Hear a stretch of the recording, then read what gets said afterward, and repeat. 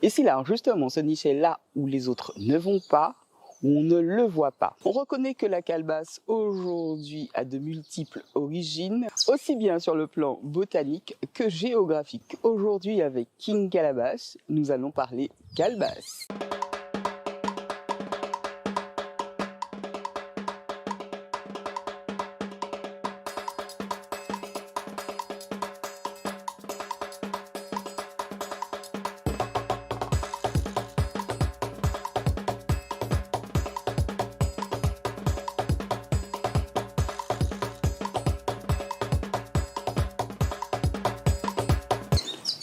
King Calabash, bien le bonjour. Bonjour à toi, Canel. Comment tu vas? Ça va? Tranquillement, sereinement. Tranquille. Cool. Avec toi, nous allons parler calebasse, de l'origine de King Calabash, roi, mais Calabash, calebasse. Depuis quand tu t'es intéressé à la calebasse? Mais ça fait pas mal d'années, on va dire. Juste après l'école, je me souviens, j'avais quoi? 15 ans, 15-16 ans. Même un petit peu avant, j'ai été invité à travailler avec un frère qui s'appelle Guy Yako. Et à ce moment-là, j'étais basé sur la Guadeloupe.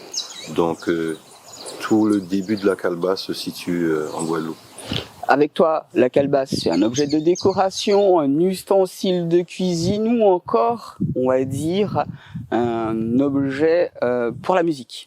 C'est un peu de tout ça. C'est parce que c'est vraiment de la matière où il n'y a pas de limite. Où justement nos parents l'utilisaient pour prendre de l'eau à la source. On l'utilisait dans notre tradition culturelle, quoi. Et en Afrique, on l'utilise aussi pour les mêmes raisons. On fait des instruments de musique avec. Et comme ici, en Martinique, dans la tradition, on utilise le chacha. Et en Afrique, il y a un instrument qui s'appelle la kora. C'est une grosse guitare faite avec une basse de calebasse. Donc c'est vraiment quelque chose d'ancestral et de naturel que Dieu nous a offert et que justement que l'homme devrait apprécier, quoi. Remontons assez loin, c'est-à-dire à tes 15 ans. Quel est celui qui t'a initié à travailler la calebasse? Comme je l'ai dit précédemment, il s'appelle Guy Yako. Au départ, il m'a juste invité à travailler avec lui en tant que, comme un apprenti. J'ai commencé à poncer ses calebasses pour lui et lui il faisait le reste. Et un jour, il m'a demandé de réaliser justement une calebasse. Donc, ce que j'ai fait, et j'ai constaté que c'est quelque chose qui me parlait et que mon premier travail, j'étais vraiment satisfait et de ça, j'ai continué. Alors, quand tu parles de réalisation de calebasse, quel est ton premier objet justement? Mon premier objet, ça a été un sac en calebasse. Ouais. Je me souviens de ça. Et puis, à ce moment-là, j'utilisais la pyrogravure. Et c'est vraiment la pyrogravure, c'est vraiment quelque chose qui est fait aussi pour amener de la décoration sur de la calebasse. À qui tu l'as offert ce sac? Un souvenir? Je me souviens vraiment pas. Je me souviens peut-être même que je l'ai laissé dans la collection du gage, quoi, à cette époque. Ouais. Est-ce que la calebasse est difficile à travailler? Je sais qu'il faut vider la calebasse, mais encore. Il faut la vider. Il faut déjà savoir à quel moment elle est à maturité, la calebasse. Pour habitude, quand je vais en prendre, il faut vraiment savoir que la calebasse a un son. Si on n'entend pas ce son de bois, c'est qu'elle n'est pas encore bonne. On peut même la vérifier aussi. On fait des pouces entrés à l'intérieur comme ça pour voir vraiment si c'est mûr et si c'est un aspect trop mou, elle n'est pas encore bonne. Il y a aussi la couleur, si elle est trop verte. Tout ça, ce sont des éléments qui te permettent de savoir à quel moment la récupérer. Puis après, tu as ce que tu veux faire, ce que tu veux réaliser avec. Il faut découper, il faut nettoyer. Le nettoyage, c'est ce qu'il y a de plus délicat parce que c'est assez visqueux, c'est acide. Ah ouais? Et il y a du boulot, quoi. C'est-à-dire, en fonction de ce que vous voulez faire, il faut introduire la main. Si vous avez une petite main, c'est bien. Sinon, c'est vraiment travail de patience. S'asseoir là, y avoir de la patience. Et puis après, une fois la première partie du travail a été faite, c'est libre à son inspiration. D'accord. Alors moi j'ai une calebasse en main, elle est différente de toutes les autres calebasses que j'ai pu voir. Apparemment, il y a différentes calebasses. Bien sûr, il y a différentes variétés de calebasses. Il faut savoir que la calebasse, c'est la même famille que le cucurbitacée. C'est ce qu'on appelle la calebasse, c'est-à-dire tout ce qui pousse comme une des lianes, comme le giromon. Ah ouais, je pensais que c'était dans les arbres. Justement, c'est là où j'en viens. Il y a une différence entre... Et cette variété, c'est ça, c'est la calebasse africaine. D'accord. C'est celle-là. On peut voir, on peut constater qu'elle est vraiment plus épaisse. Ah vachement. Elle est vraiment plus épaisse, elle est plus volumineuse. Il y en a même de plus grosses que ça. Et celle-là, justement, elle pousse comme le giromon. D'accord, celle-ci. Elle ne sort pas d'un arbre. Par contre, celle-là, elle sort de la Caraïbe, Martinique précisément. Il faut savoir que dans toute la Caraïbe, il y a différentes variétés de calebasses. Des petites, des grosses, des longues. Et celle-là, c'en est une. On voit bien qu'elle a une forme allongée. Et donc on retrouve ce genre de calebasse et aussi les plus grosses de chez nous, elles sont à peu près comme ça, cette dimension. D'accord. Tu aimes à travailler ceux qui sortent de terre ou celles qui sortent de l'arbre? Parce que je trouve que c'est pas évident. Là, je trouve que c'est vraiment épais. Ça se casse moins vite que... C'est une bonne question parce que, comme tu peux constater, sur celle-là, il y a de la gravure, c'est-à-dire ce que j'appelle de la décoration en relief. D'accord. Et ça se travaille avec des petits ciseaux à bois qui s'appellent des gauges. Il y a différentes dimensions et c'est un travail de poignée. Ok. Voilà. Tu vois, il n'y a pas de machine dans ce travail. J'utilise très très rarement une machine pour travailler, excepté pour faire des trous dans la calebasse. Avec toi, tout est fait à la main? Tout est fait à la main. D'accord. C'est une volonté, quoi. J'aurais pu travailler avec la Dremel, faire avec la pyrogravure, mais pendant toutes ces années, j'ai vraiment développé ce style-là. Mais comme je suis parti un bon moment sur la métropole, j'ai découvert la calebasse africaine. Et du coup, on peut constater que sur la calebasse africaine, on peut graver, mais pas de la façon avec les outils que je possède. C'est-à-dire les petits ciseaux à bois ne me permettent pas de graver dessus parce que c'est vraiment elle est plus molle, la calebasse. Ça tient pas pour graver, quoi. Apparemment, ouais, c'est ce que je constate. Donc je fais du dessin, de la découpe. Ça me permet de faire notre travail. Après, comme je te dis, tu peux prendre la Dremel et puis travailler dessus. D'accord. Donc ce sera peut-être ma prochaine étape dans un avenir proche. Ouais, voilà. Qui sait? C'est sans fin, quoi. Il n'y a pas de fin. Alors, je suis vraiment étonné. Les tableaux aussi chez toi? Tu fais des tableaux? Mais bien sûr, je veux dire, la peinture, la pyrogravure, tout ça, ce sont des éléments qui te permettent de faire de magnifiques décorations. Et c'est une surface, je veux dire, justement, c'est ça, d'où la difficulté, elle n'est pas plate. Donc on s'adapte par rapport à ce qu'on veut faire dessus. Mm-hmm. Et le tableau, il est tout plat, donc tu as des horizons différents. Mais tout support est bon, tu peux prendre un morceau de bois, tu peux prendre ce que tu veux pour réaliser ce que tu as envie. On va faire les tours de ses œuvres parce que King Calabash, c'est pas d'aujourd'hui qu'il travaille, différentes œuvres. On va aller juste à côté, différents objets dont les lampes. Quelle est la peinture que tu utilises pour travailler? Est-ce qu'il y a une peinture spécifique? J'utilise spécialement de l'acrylique. D'accord. Parce que ça tient mieux. J'ai beaucoup travaillé aussi avec de la gouache. La gouache, ce qui est bien avec la gouache, c'est que ça se mélange d'une autre façon que l'acrylique. Il y avait un mélange particulier où quand tu mélangeais les peintures, tu pouvais... Donc des fois, ça m'arrive aussi de mélanger, de mettre un peu de gouache, acrylique. Et l'acrylique en même temps, parce que je me posais la question, est-ce que la gouache restait sur la calebasse facilement? Ça restait, mais après un certain moment, il faut savoir aussi, après avoir travaillé après avoir travaillé ça, je passe aussi du vernis. D'accord. Donc, une couche de vernis, puis des fois même une deuxième couche de vernis pour protéger. Et je me rends compte que En venant ici, tu as encore plus de protection à donner parce que L'humidité, tout ça. Donc... Une calabash a saisi un objet, moi j'en ai pris un. Il s'agit, alors comme on le voit, de sac. C'est encore une autre variété de calebasse. Celle-là est vraiment particulière. Tu vois, elle a une forme vraiment allongée. C'est une fille qui s'appelle Lioness.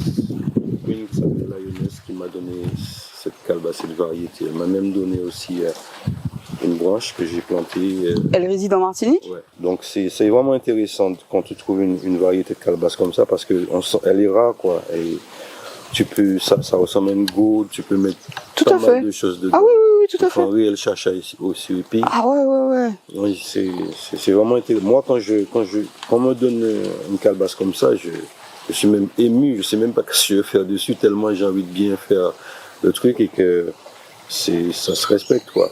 Alors d'aujourd'hui, c'est un sac, mais King, si je me dis, je veux avoir justement ce chacha particulier, on peut le refermer, tu penses?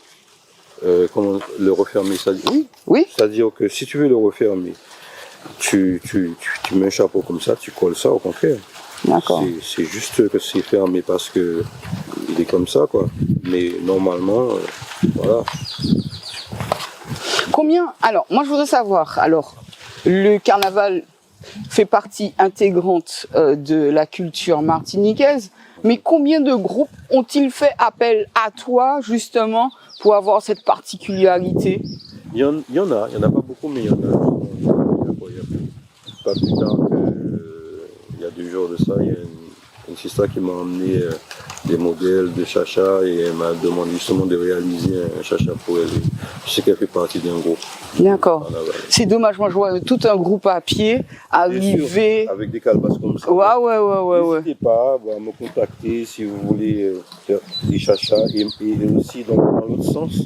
Moi, des calebasses comme ça m'intéresse. N'ayons pas peur des mots. Alors, tout à l'heure, je lui parlais de gourde, mais je suis un petit peu gourde. Je saisis donc cet objet pensant que c'est une calebasse, mais non, c'est du bambou que King Calabash travaille aussi, mais pas que, puisque tu ajoutes le bambou aussi, par exemple, aux lampes. Voilà, ce sont des matières premières qu'on a en Martinique et à profusion. Et c'est ce qui me manquait là-bas, quand j'étais là-bas justement. Et le bambou, c'est, comme on peut le voir à Martinique, c'est quelque chose que tu peux trouver partout. On fait toutes sortes de meubles en bambou, on fait même des immeubles en bambou en Chine. Je veux dire que on a tout ce qu'il faut en Martinique pour pouvoir vivre bien, construire bien. Et donc ça c'est une lampe que je travaille nature, sans aucune peinture dessus. Je la travaille quand elle est verte. Et puis, tu rajoutes quand même du vernis dessus. Après je rajoute du vernis pour donner un aspect plus brillant. Je ne vais plus la laisser aussi comme sans rien. Ouais, sans rien. Mais voilà, des fois je fais le choix. Un tel objet vaut combien? Un objet comme ça, bon, c'est du temps passé, on va dire. Faut compter entre 70 et 100 euros. D'accord. Ouais. Bah, c'est normal. Hein. Ouais. Attends, il y a le travail du maître dessus, il y a la recherche du produit. En plus, c'est une lampe assez intimiste, hein, je trouve. Parce que moi, je suis en train de me l'imaginer allumée. Avec les trous. Avec les trous, ouais, ça donne une partie. Le secret des lampes, en fait, c'est ça. C'est-à-dire tu peux avoir une calebasse sans qu'elle soit vraiment décorée, façon avec la peinture et tout, mais plus tu mettras des trous dans la calebasse, plus tu vas bien sûr dessiner ce que tu veux faire, mais plus tu mets des trous, plus tu as quelque chose de magnifique à la maison. Parce que pendant la journée, c'est une fonction décorative. Et le soir, c'est autre chose. Donc, il y a 2 fonctions. Ah, moi, j'imagine très bien le côté intimiste de la calebasse quand là, elle est allumée en tant que lumière. Alors, tout à l'heure, tu m'as dit, en Martinique, nous avons beaucoup de bambou, nous avons de la calebasse et qu'on peut faire beaucoup de choses avec. Est-ce que tu te vois, moi, j'y pense à ça tout de suite, à faire un lit en calebasse? C'est possible, ça? Je sais, ouais, je pense que c'est possible. Il y a j'ai vu un fauteuil en calebasse. C'est magnifique, avec la calebasse africaine, c'est magnifique. Ça tient bien. Ça tient bien avec un dossier, les deux, pour mettre les voix et tout.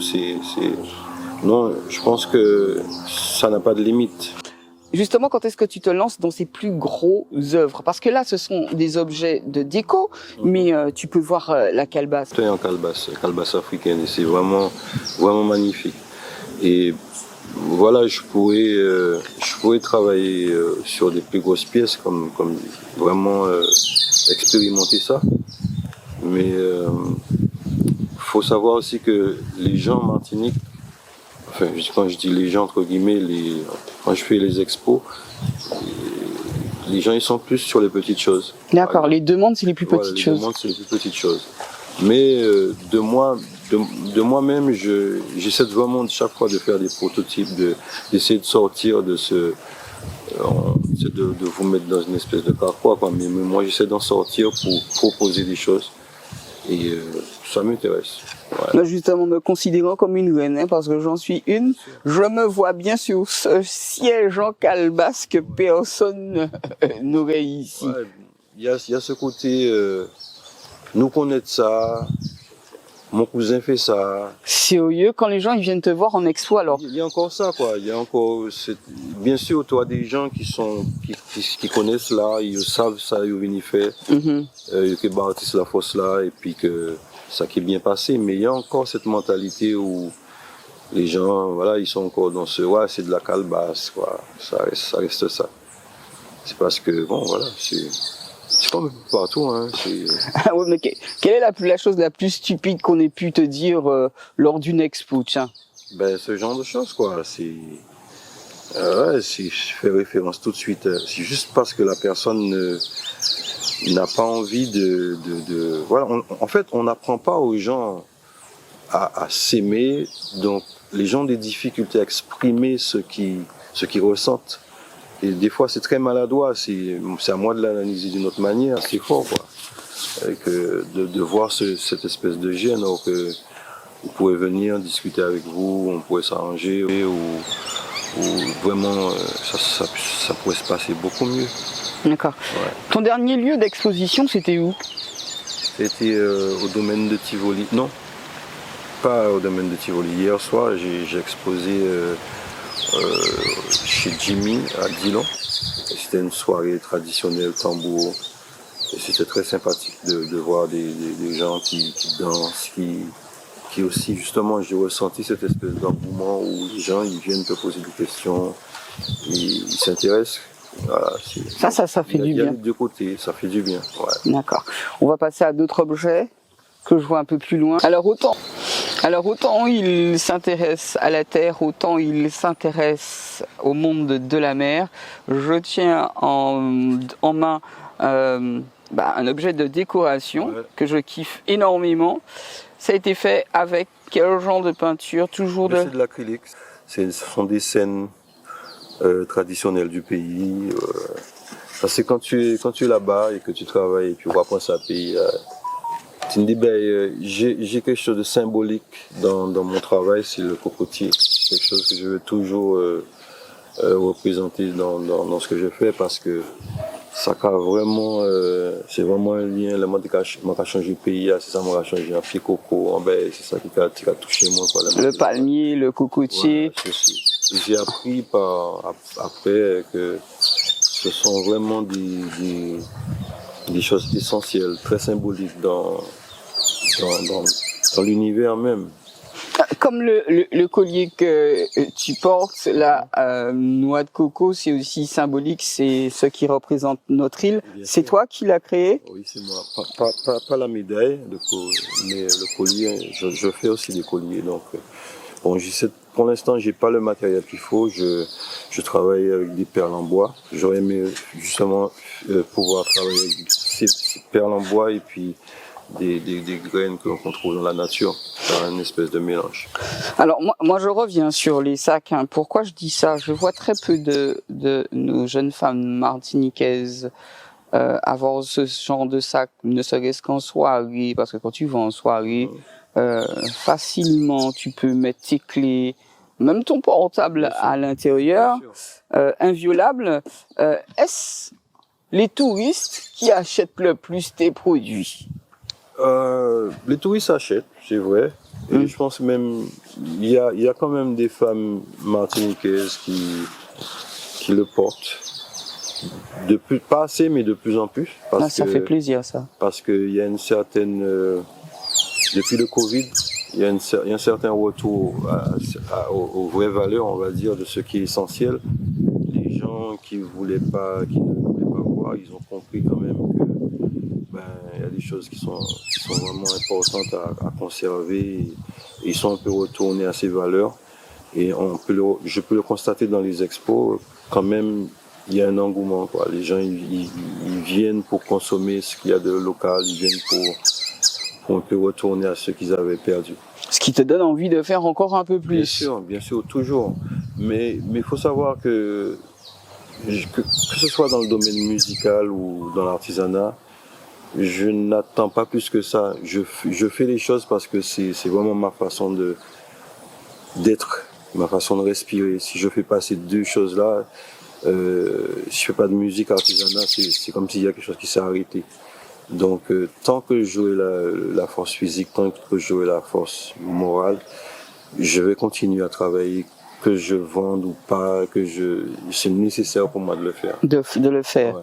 Mais ces objets, je vous le dis, sont à vendre. Hein. Ils sont à vendre.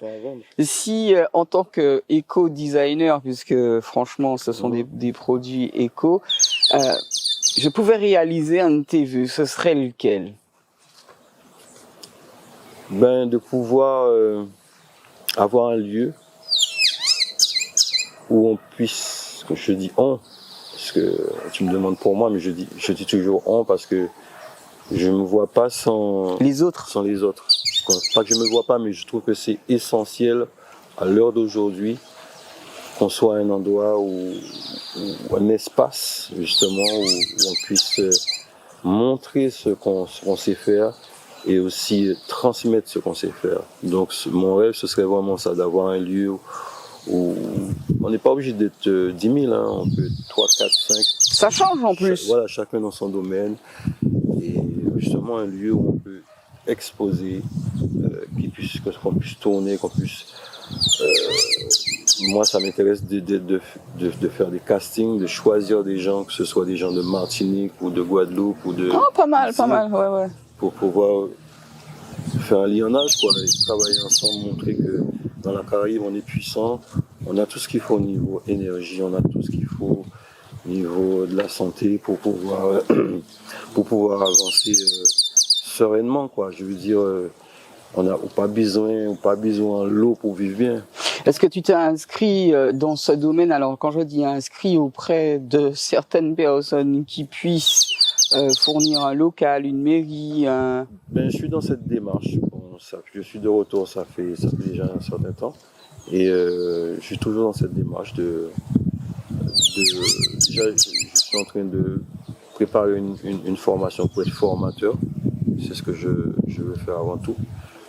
Et pour pouvoir travailler avec les gens, les enfants, les mairies, les gens reconnaissants. Et puis pouvoir m'intégrer, préparer, parce que c'est un projet, écrire ce projet et pouvoir le proposer à ceux qui vont bien. Mais en tout cas, comme je dis, ouais, j'attends pas je continue et quand le moment sera venu, je serai prêt. En tout cas, merci pour cette entrevue. C'est encore une des merveilles que King sait faire. Et je vous le dis, quand vous mettez un fruitier comme ça près de chez vous, à coup sûr, les fruits, ils arrivent. Merci à vous, merci King. Gros big up à tous les artisans, tous les frères que je connais, que ce soit de toute la Martinique, de la Guadeloupe, qui font de l'artisanat, qui mettent en valeur nos matières premières. Je vous souhaite du courage et puis ma dit never give up, nous pas lâcher à rien. Et du courage, il en faut.